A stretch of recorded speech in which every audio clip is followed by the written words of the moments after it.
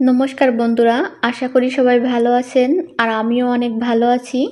আজ আমি আপনাদেরকে খুবই সহজ এবং খুবই মজার একটি রেসিপি তৈরি করে দেখাবো। আর এই রেসিপিটি তৈরি করতে খুব বেশি সময় লাগে না, কিন্তু খেতে খুবই ভালো লাগে। রেসিপি তৈরি করার জন্য আমি এখানে নিয়ে নিয়েছি আলু কুচি, গাজর কুচি, লাল বিট কপি কুচি, বাঁধাকপি কুচি, পেঁয়াজ কুচি, ঝাল কুচি। আর এখানে নিয়ে নিয়েছি মটরশুঁটি, একটি টমেটো কুচি আর নিয়েছি ধনিয়া পাতা। এবার কড়াইতে পরিমাণ মতো তেল দিয়ে ভালো করে গরম করে নিয়েছি। এবার একে একে সব সবজিগুলো দিয়ে দেব। আমি এখানে যে যে সবজি ব্যবহার করছি আপনারা সেই একই সবজি নাও দিতে পারেন। আপনাদের বাড়িতে যে সবজি থাকবে আপনারা সেই সবজি দিয়ে এই রেসিপি খুব সহজেই বানিয়ে নিতে পারবেন। আর খেতে কিন্তু সত্যি অনেক বেশি মজা হয়।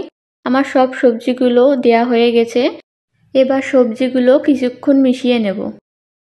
সবজিগুলো কিছুক্ষণ মিশিয়ে নিয়েছি। এবার দিয়ে দেব স্বাদ মতো লবণ আর দিয়ে দেব পরিমাণ মতো হলুদ গুঁড়া। এবার দিয়ে দেব কুচনো টমেটো আর দিয়ে দেব মটরশুঁটি। আমি আবারও সবজিগুলো ভালো করে মিশিয়ে নিয়ে কিছুক্ষণ ভেজে নেব। সবজিগুলো কিছুক্ষণ ভেজে নিয়েছি। এবার সবজিগুলো এক পাশ করে ডিম ভেজে নেব। আমি এখানে 2টি ডিম নিয়েছি। আপনারা চাইলে কিন্তু একটি ডিম দিয়েও এই রেসিপিটি তৈরি করে নিতে পারবেন। আর দিয়ে দেব সামান্য পরিমাণে লবণ।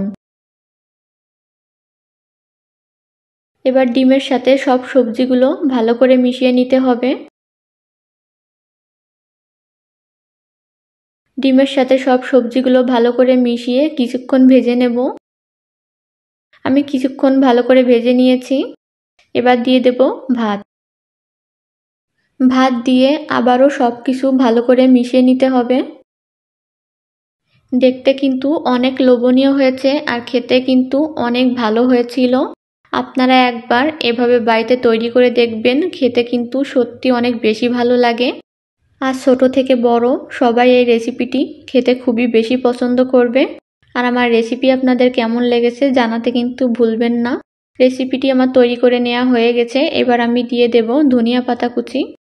আপনাদের কাছে যদি ধনিয়া পাতা না থাকে তাহলে না দিলেও হবে, তবে ধনিয়া পাতা দিলে খেতে কিন্তু আরও বেশি ভালো লাগে। আমার রেসিপিটি তৈরি করে নেওয়া হয়ে গেছে। এবার আমি নামিয়ে নেব। আশা করি আজকের রেসিপি আপনাদের অনেক ভালো লাগবে। আর আমার রেসিপি যদি আপনাদের ভালো লেগে থাকে আমার চ্যানেলটি সাবস্ক্রাইব করে আমার পাশে থাকবেন। আজকের মতো এখানেই বিদায় নিচ্ছি। সবাই ভালো থাকবেন, সুস্থ থাকবেন।